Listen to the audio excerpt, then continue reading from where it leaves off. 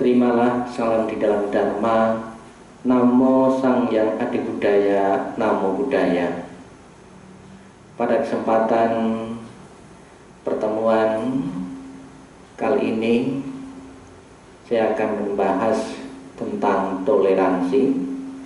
Dalam hal ini adalah toleransi beragama, dan juga bisa diperluas dengan toleransi yang lain. Begitu pentingnya di dalam kehidupan kita beragama maupun dalam kehidupan masyarakat maupun dalam rumah tangga kita sendiri, masing-masing anggota keluarga, anggota masyarakat menjalankan, mempunyai tenggang rasa, toleransi di antara satu dengan yang lain. Bisa kita bayangkan kalau masing-masing anggota keluarga, anggota masyarakat tidak mempunyai toleransi, saling menghina, saling menyalahkan maupun menyudutkan pihak lain. Begitu kacaunya lingkungan masyarakat itu maupun keluarga itu. Definisi yang sederhana dapat kita jelaskan bahwa toleransi adalah sifat atau sikap menghargai, membiarkan kelakuan yang lain atau bertentangan dengan pendiriannya, misalnya dalam hal agama, ideologi maupun dan ras. Di dalam agama itu ada 3 dimensi, 3 sudut pandang yang perlu kita mengerti.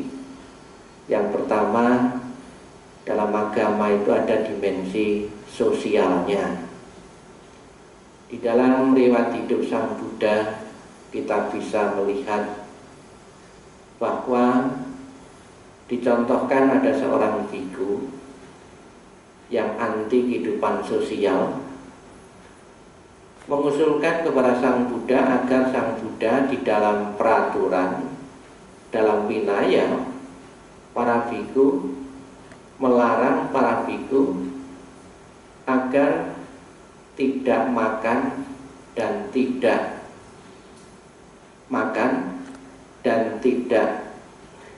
melakukan aktivitas-aktivitas yang bertentangan dengan nilai-nilai sosial, yaitu agar Sang Buddha itu membuat ketetapan yang harus ditaati oleh semua biku, oleh murid-muridnya.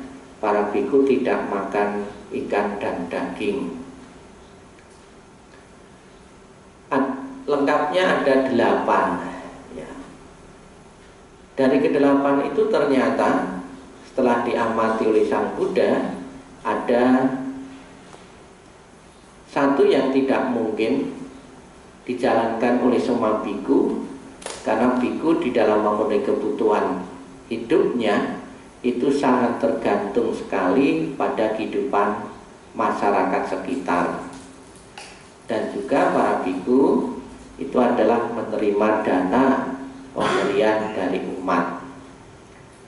Maka Sang Buddha mengatakan para biku boleh menuruti apa yang dikatakan oleh biku Dewadatta ini, namun tidak berlaku bagi semua biku. Ada beberapa daerah tertentu yang misalnya saja para biku di saat berpindah patah itu diberi persembahan makanan oleh umat yang berupa daging dan ikan. Maka sangat sulit para biku untuk menolak pemberian dari masyarakat itu. Inilah dimensi sosial keagamaan ya. Kemudian yang kedua, semua agama mengandung dimensi, khususnya di dalam agama Buddha, juga dimensi ritual. Baik itu ritual secara sederhana maupun ritual yang sangat meriah dan tidak sedikit menghabiskan biaya yang cukup besar. Kemudian Kemudian yang ketiga, ada dimensi misteri, bahwa kita meyakini bahwa surga dan neraka itu ada. Surga dan neraka diyakini oleh kita, namun ketika kita suruh menunjukkan secara kasat mata, tentunya kita banyak mengalami kesulitan.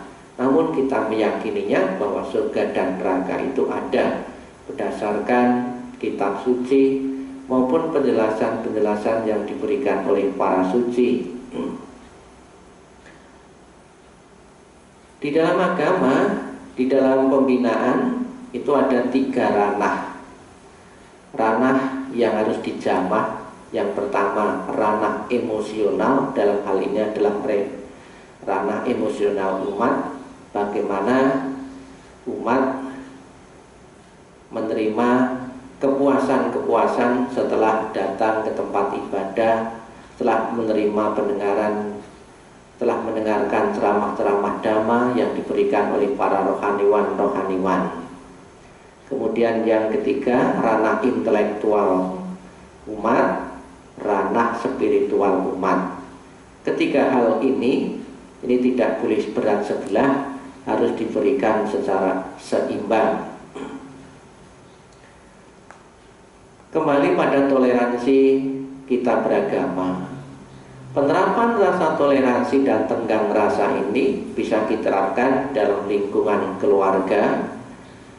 Dalam lingkungan keluarga banyak kita temui keluarga-keluarga yang di dalamnya tidak menganut satu agama saja, namun beberapa agama. Ini tentunya juga kita harus benar-benar sebagai umat Buddha mempunyai rasa toleransi yang tinggi, menghargai perbedaan yang ada di dalam agama mereka dan agama kita. Kemudian juga kita sering melihat ada pemahaman kerancuan dalam pemahaman organisasi keagamaan. Kalau kita tidak benar-benar memahami, ini juga bisa menimbulkan satu problema, satu masalah dalam kehidupan kita. Kita bisa melihat di masyarakat ada beberapa hari raya yang dirayakan oleh masyarakat yang beragama lain. Kita juga betul-betul harus mengerti, menghargai toleransi itu kepada umat agar mereka pun benar-benar bisa menjalankan ibadahnya dengan khusyuk. Ada beberapa contoh yang sering kita temui, kita dapatkan rasa toleransi itu kepada agama yang lain dalam bentuk mengucapkan selamat merayakan hari raya yang sedang dirayakan oleh saudara-saudara kita yang lain.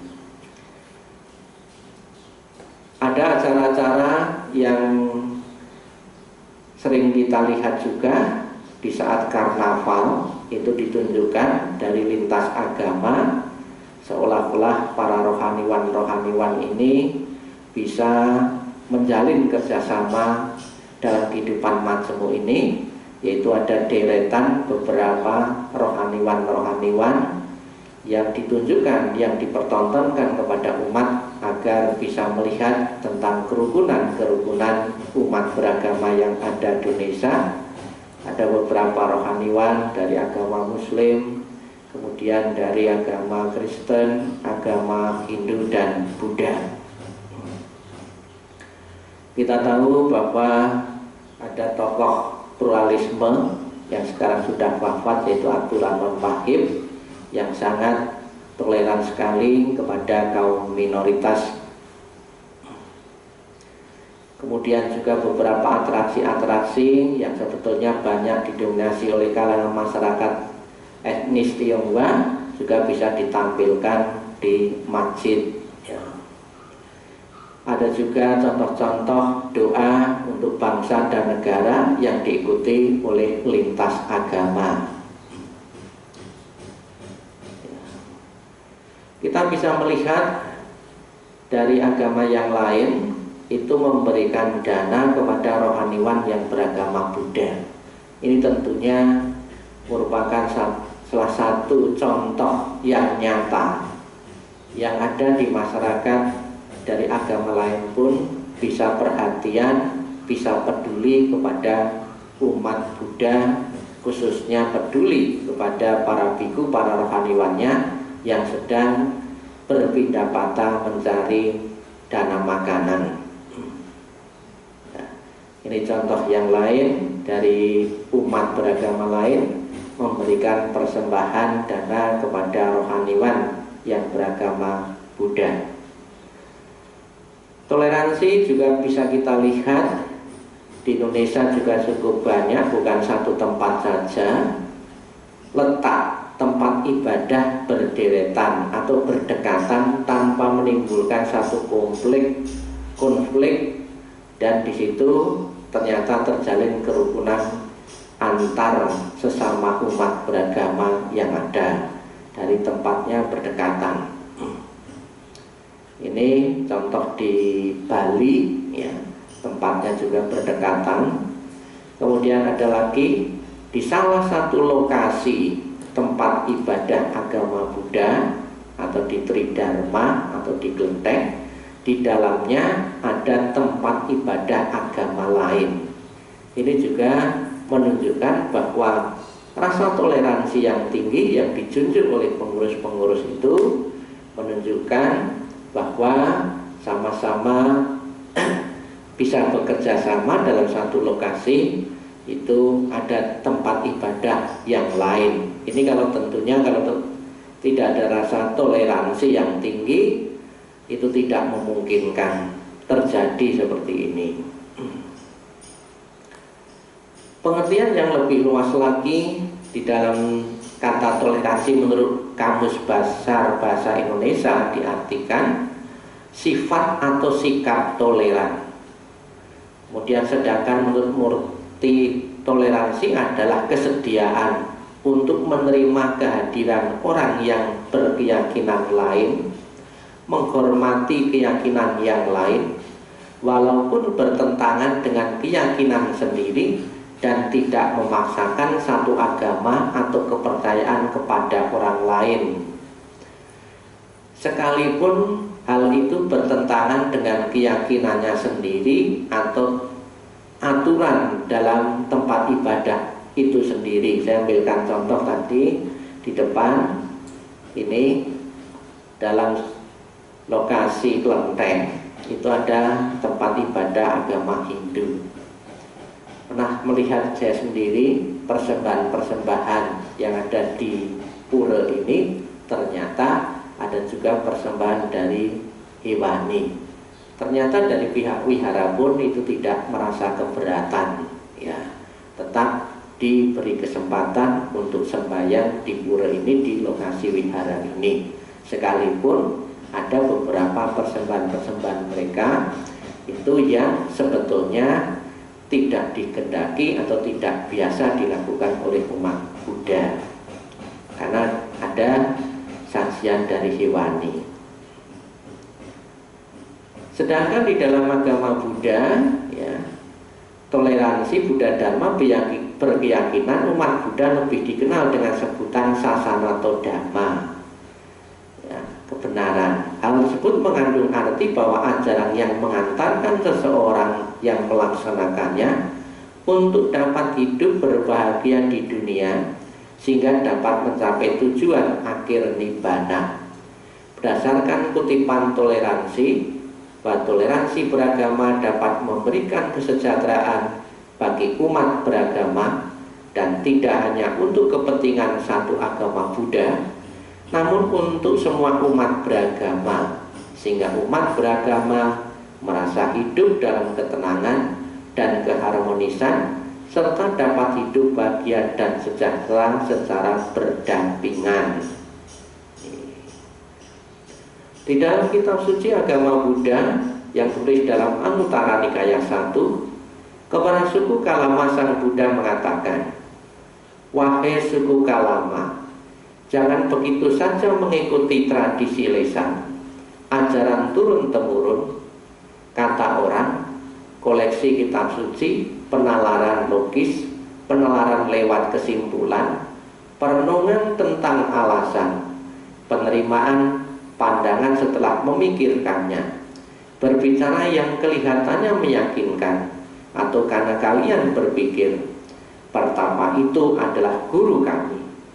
Tetapi setelah kalian mengetahui sendiri hal-hal ini adalah tidak bermanfaat, hal-hal ini dapat dicela, hal-hal ini dihindari oleh para bijaksana, hal-hal itu jika dilaksanakan dan dipraktekkan akan menyebabkan kerugian dan penderitaan, maka kalian harus meninggalkannya. Ini pesan kepada suku Kalama. Toleransi di dalam agama Buddha dalam bentuk yang lain itu bisa kita dapatkan.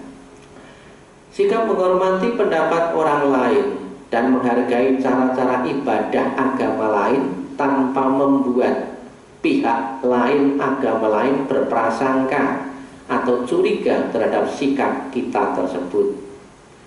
Agama Buddha selalu bersikap terbuka dan dapat menghargai serta menerima agama ajaran lain sepanjang ajaran tersebut dapat diterima oleh akal pikiran kita.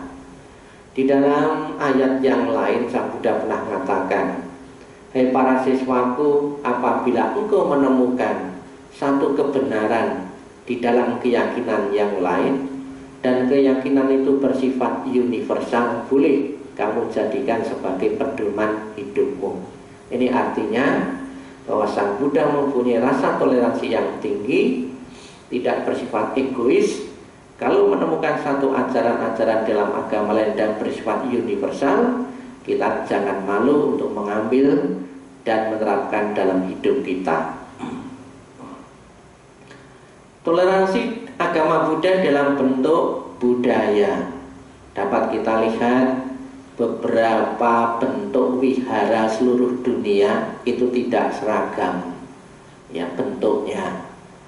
Beradaptasi dengan di negara mana agama Buddha itu berkembang.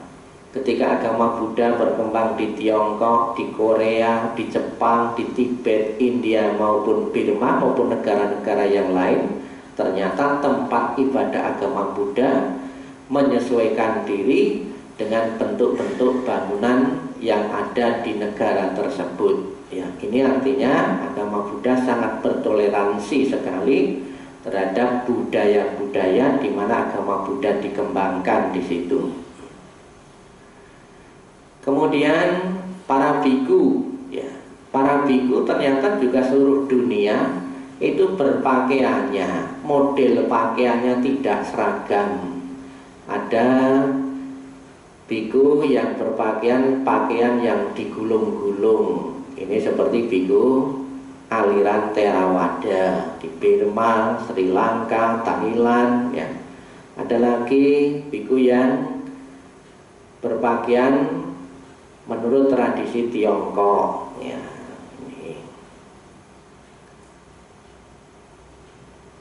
Kemudian ada biku yang berpakaian atau lama-lama yang berpakaian dengan tradisi Tibet dengan memakai tutup kepala. Ada seorang bikuni ini. Pada tahun 264 sampai 227 sebelum Masehi, dunia telah mengenal seorang raja yang memeluk agama Buddha, yakni Asoka yang telah berhasil mempraktikkan toleransi beragama. Ini dibuktikan dengan Raja Asoka ini membuat sebuah dekret yang sering dikenal Piagam Maharaja Asoka, yang di dalamnya adalah menjelaskan tentang toleransi beragama antara satu agama dengan agama yang lain dan tidak boleh saling mematikan. Satu sikap toleransi yang tulus dan murni, Sang Buddha bersabda, "Wahai para biku, bila mana orang mengucapkan kata-kata yang merendahkan gurumu, Dhamma dan Sangha, janganlah karena hal itu kalian membenci, dendam atau memusuhinya, tetapi kalian harus menyatakan mana yang salah dan menunjukkan kesalahannya dengan mengatakan berdasarkan hal ini atau itu, ini tidak benar atau itu bukan begitu, hal demikian tidak ada pada kami." Kemudian di bagian yang lain Sang Buddha bersabda, bila mana ada orang yang bodoh melakukan kejahatan pada diriku, aku akan membalasnya dengan cinta kasih. Keburukan akan bertambah pada diri orang tersebut, dan kebaikan akan timbul dari diriku. Aku akan selalu memberikan harumnya kebajikan. Sang Buddha mengajarkan tentang cinta kasih. Tidak ada sesuatu yang lebih mulia di dunia ini daripada cinta kasih. Di mana ada cinta kasih, di situ tidak ada kebencian, tidak ada keserakahan, tidak ada pertentangan, kekerasan, yang ada hanya adalah keharmonisan, keselarasan dan keseimbangan antara lahir dan batin. Cinta kasih yang bersemayam di dalam hati seseorang, maka ia akan menjadi manusia terbahagia di antara yang berbahagia dalam kehidupan ini. Sikap Buddha yang penuh dengan toleransi terhadap kepercayaan lain dapat kita temukan di dalam Upali Sutta Majjhima Nikaya 3. Buddha menyarankan kepada perumah tangga yang bernama Upali agar jangan tergesa-gesa dalam mengambil keputusan untuk berpindah keyakinan dari keyakinan satu ke keyakinan yang lain. Buddha menyarankan demikian. Selidikilah dengan seksama dan perumah tangga. Sungguh bagus bila orang-orang terkenal seperti engkau menyelidiki dengan seksama. Saran tersebut menunjukkan bahwa mereka yang memeluk agama Buddha harus tetap menghargai agama lain. Kembali pada Upali. Upali ini sangat terkesan kepada ajaran Sang Buddha dan mengambil satu keputusan ingin menjadi murid Sang Buddha. Sang Buddha tidak begitu serta-merta menerima Upali ini dan mengajukan syarat kepada Upali apabila dia berniat untuk menjadi muridnya. Beliau mengatakan, sekalipun kau telah menjadi muridku, engkau tetap harus menghormati mantan gurumu. Yang pertama. Yang kedua, sekalipun kau telah menjadi muridku, kau tetap memberikan dana yang sama besar kepada bekas gurumu. Ini adalah kita bisa melihat begitu besarnya rasa toleransi yang ditunjukkan oleh Sang Buddha kepada agama yang lain. Ada beberapa faktor-faktor internal yang melatar belakangi ketidakharmonisan antar umat beragama. Yang pertama adalah merasa dirinya paling benar. Orang yang merasa dirinya paling benar akan merasa bahwa agama yang mereka anut adalah agama yang paling benar dan sesuai dengan anjuran Tuhan. Sedangkan agama yang lain menyimpang dari ajaran Tuhan mereka, sehingga terkadang mereka bisa menjatuhkan atau melecehkan agama yang berbeda dengan yang mereka anut. Yang kedua, kurang adanya jiwa yang toleran terhadap perbedaan. Hal ini berkait dengan faktor yang pertama. Biasanya orang yang kurang memiliki jiwa toleran ini akan sulit untuk menerima adanya perbedaan dalam dirinya. Faktor yang lain, faktor eksternal yang melatar belakangi ketidakharmonisan antar umat beragama adalah faktor lingkungan. Biasanya jika seseorang yang berada dalam lingkungan dengan komunitas agama yang sama, mereka akan merasa terganggu atau canggung dengan orang lain dengan agama yang berbeda. Bahkan jika salah satu dari mereka memiliki kepribadian yang kurang baik, akan menyudutkan orang yang beragama di luar agamanya tersebut. Kita bisa lihat melalui gambar ini, karena tidak menghargai antara satu dengan yang lain, itu bisa menimbulkan kerusuhan di antara mereka karena satu masalah yang tidak diselesaikan dengan baik, Karena tidak menghargai, tidak ada toleran, bisa menimbulkan kerugian, baik kerugian materi maupun kerugian secara mental bagi umat beragama. Berikutnya adalah adanya isu atau gosip yang beredar dalam masyarakat. Kebanyakan masyarakat menelan mentah-mentah beberapa gosip, beberapa berita yang beredar tanpa mencari tahu duduk permasalahan yang sedang dihadapi, yang terjadi di masyarakat. Ada beberapa usaha-usaha yang bisa kita lakukan bagaimana kita bisa menumbuhkan dan mengatasi, menanggulangi beberapa tindakan-tindakan yang bertentangan dengan rasa toleransi. Yang pertama, menumbuhkan toleransi dalam diri agar perbedaan yang ada dapat diterima dengan baik, terutama perbedaan agama.